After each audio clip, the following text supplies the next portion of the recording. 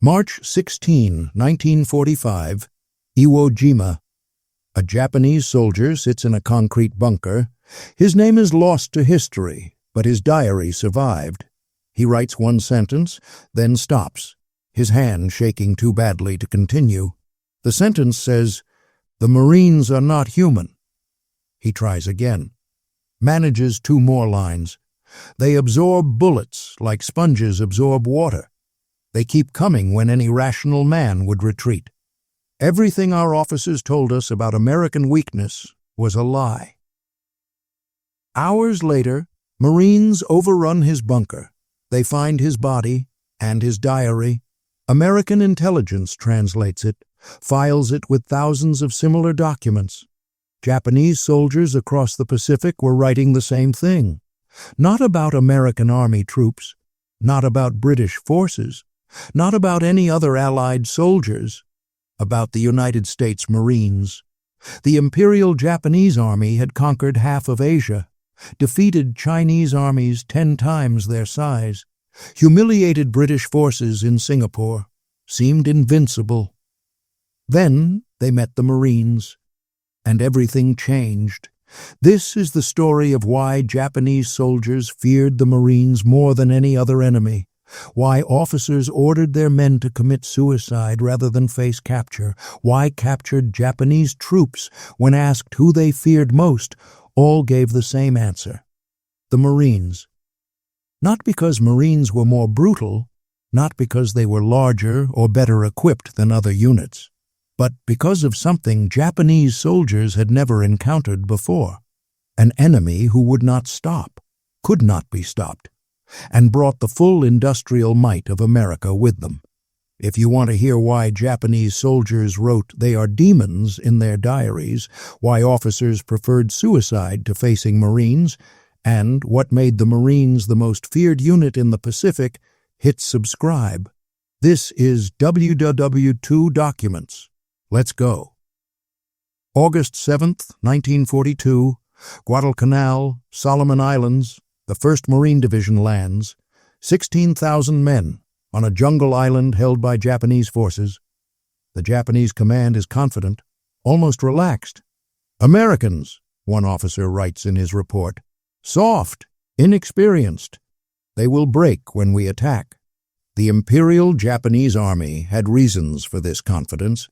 They had steamrolled through China, defeated British forces in Malaya and Singapore, conquered the Philippines, Burma, the Dutch East Indies.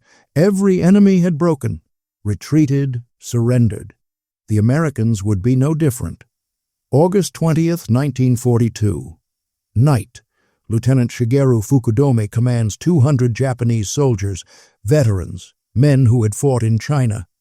They receive orders: retake Henderson Field, the airstrip the Marines have captured. Fukudome is not worried. His men are experienced. They know how to fight at night, how to move through jungle, how to terrify enemies with sudden attacks in darkness. This is what Japanese forces do best: night attacks, banzai charges, overwhelming assault that breaks enemy morale. Fukudome's company advances through the jungle, silent, professional, confident. They reach the American positions, prepare to attack. Then hell opens up. The Marines are waiting, in prepared positions, with interlocking fields of fire. Machine guns open up, rifles, automatic weapons. Fukudome's company walks into a killing zone. Within minutes, half his men are down, dead or wounded, screaming. Then something happens that Fukudome has never seen before. The Marines counterattack, into the darkness, toward the Japanese positions. Most armies would stay in their defenses. Let the attacker come. Fukudome expected this. The Marines charge forward, through the jungle, firing, killing, moving like they own the night. Dawn. August 21st. Fukudome's company, 200 men last night, 90 men this morning. Marine casualties, 12. Fukudome writes in his diary that night, his words shaking across the page, "We attacked them in the night. We are the ones who attack at night. They attacked us. They moved through jungle we considered impenetrable. They killed in silence, then vanished like ghosts. This is not what we were told about Americans. 3 days later, Fukudome is dead. His diary is recovered from his body. American intelligence translates it, notes the pattern. Japanese soldiers are shocked, confused, terrified. They had been promised soft American troops who would panic under pressure. They're fighting something completely different. To understand why Marines terrified Japanese soldiers, you need to understand how Marines were created. Marine training in World War II was brutal. By design, recruits arrived as civilians, soft, undisciplined individuals. Drill instructors broke them physically, mentally, emotionally. Sleep deprivation, constant physical punishment, verbal abuse, humiliation. For 13 weeks, recruits were torn down, rebuilt, transformed. They learned one lesson above all others: never quit, never surrender, never leave a fellow Marine behind. The weak ones washed out, failed, went home. The ones who made it through became something different. Not civilians in uniform, not even soldiers. Marines. Japanese military intelligence studied captured Marines, interviewed prisoners, tried to understand what they were facing. One intelligence officer writes a report in 1943. His words reveal his confusion.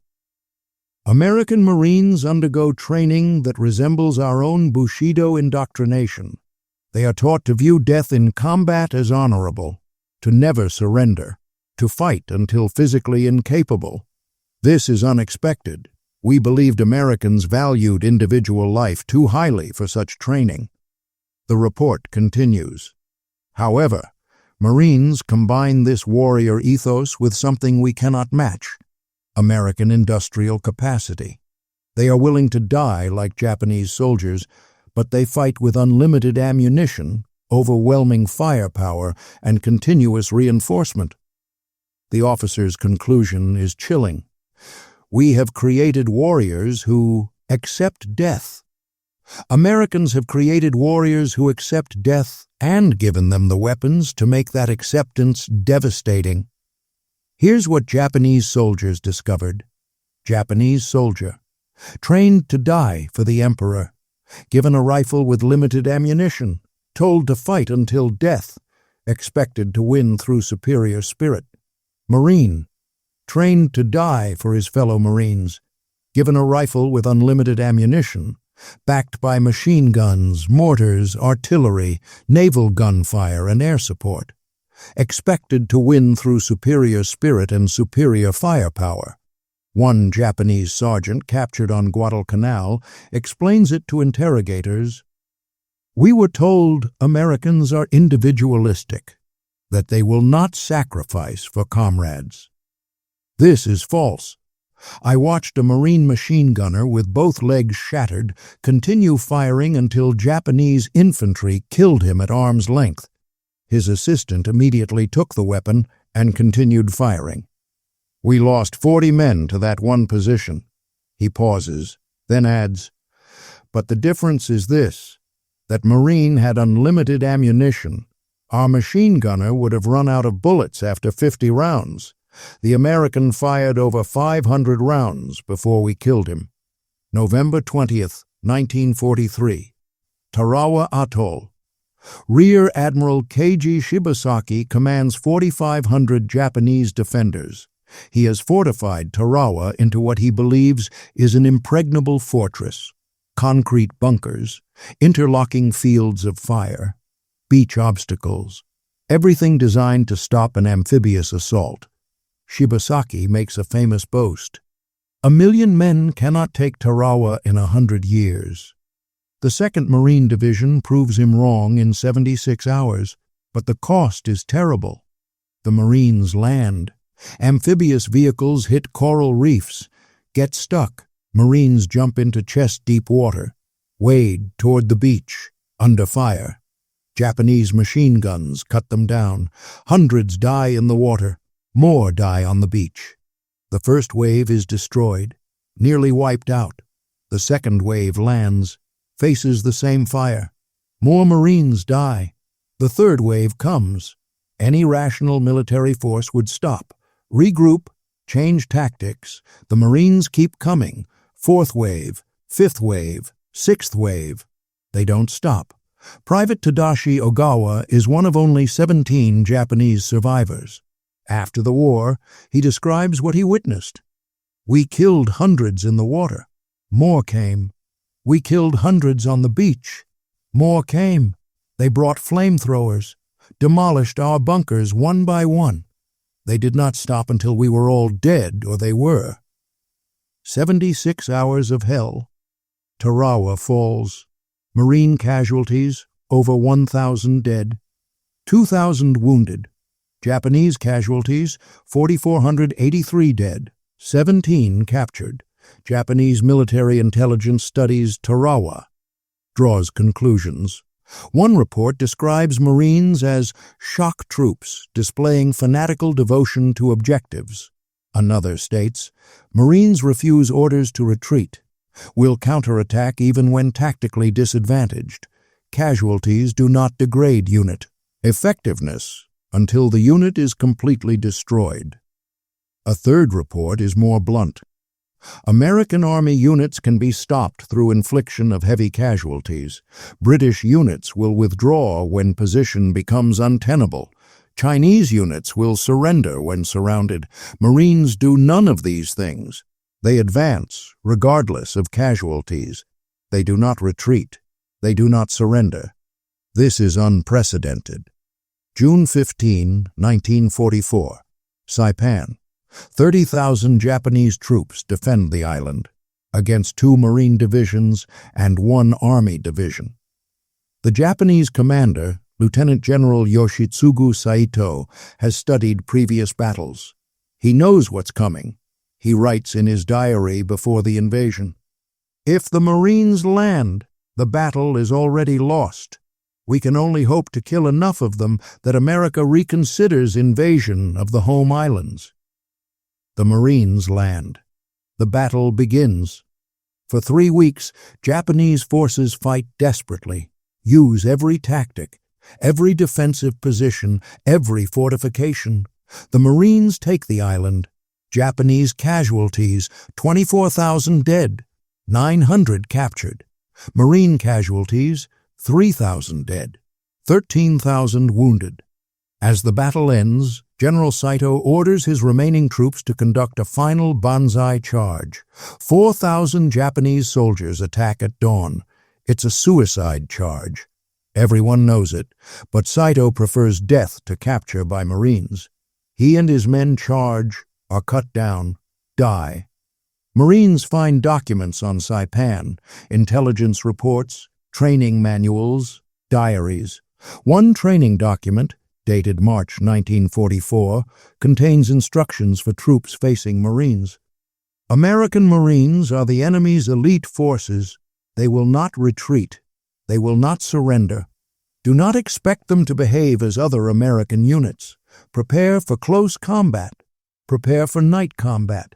Prepare to fight to the death, because Marines will give no quarter and expect none. Another document, a letter from a Japanese officer on Guadalcanal to his family, contains this passage. "We were taught that spirit conquers material, that our willingness to die makes us superior to Americans who fear death. The Marines have proven this teaching false. They are as willing to die as we are. But they have tanks and airplanes and unlimited ammunition. We have our rifles and our spirit. It is not enough." By mid-1944, Japanese soldiers across the Pacific fear Marines more than any other unit. Not because Marines are more brutal, they follow the same rules of war as other American forces, but because of 3 factors. 1, Marines never stop. No matter the casualties, no matter the difficulty, they take the objective or die trying. 2, Marines never abandon their wounded. Japanese soldiers see this repeatedly. A wounded Marine will have 3 or 4 Marines risk their lives to rescue him. This level of unit cohesion is something Japanese forces respect and fear. 3. Marines have unlimited resources.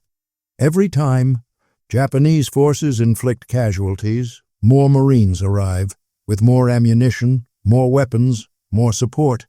It's like fighting the ocean. You can kill one wave, but another wave comes, and another, until you drown. February 19, 1945, Iwo Jima. 21,000 Japanese soldiers defend the island under the command of General Tadamichi Kuribayashi. Kuribayashi is different from other Japanese commanders. He studied in America, understands American capabilities, respects American soldiers, and fears the Marines.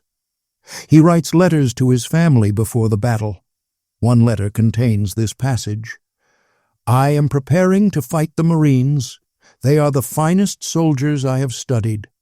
When they land, we will fight them as long as possible.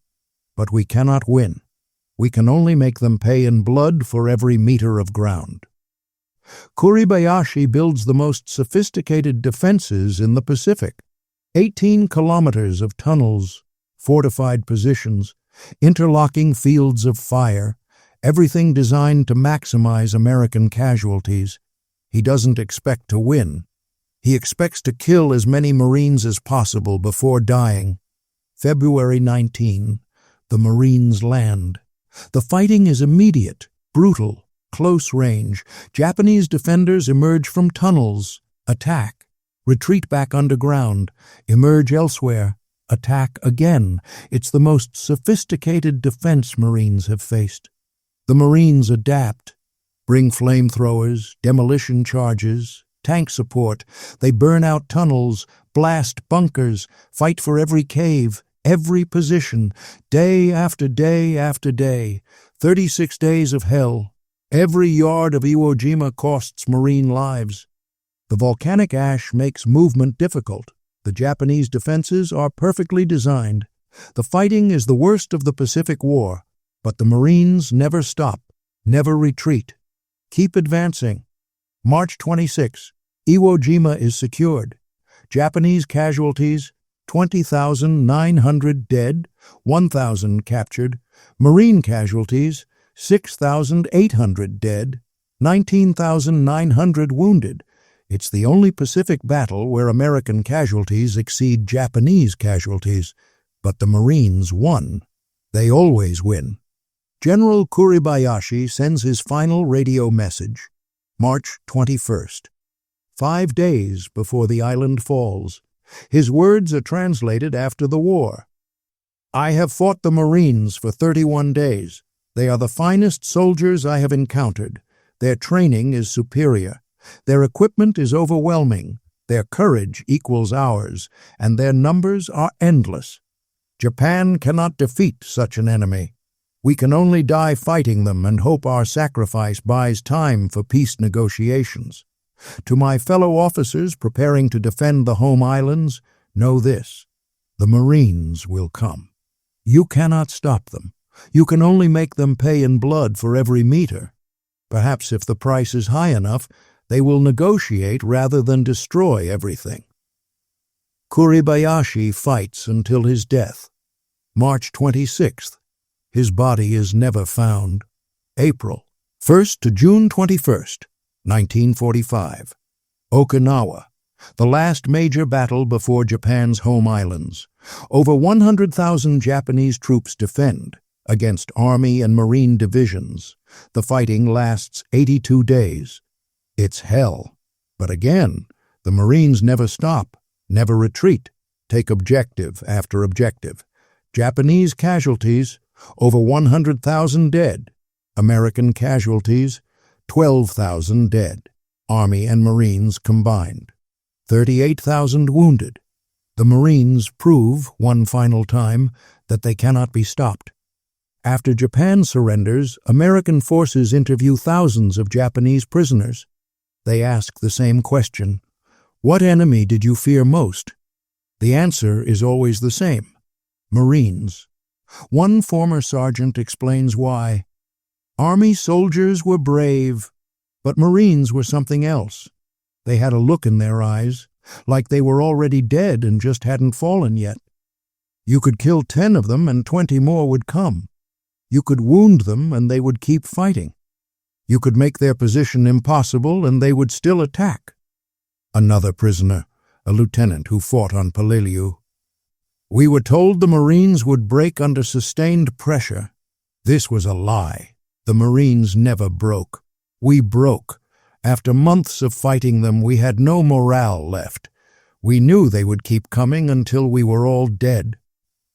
A third prisoner, a private who survived Iwo Jima.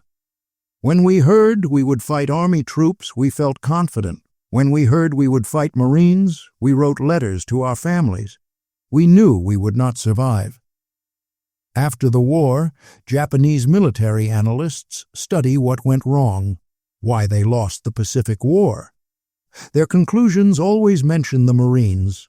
One report states, American Marines represented the perfect combination of warrior spirit and industrial capacity.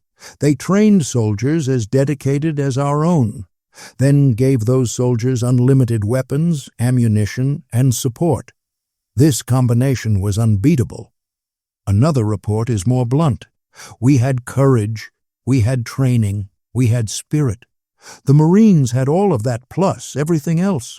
Against such an enemy, the war was lost before it began.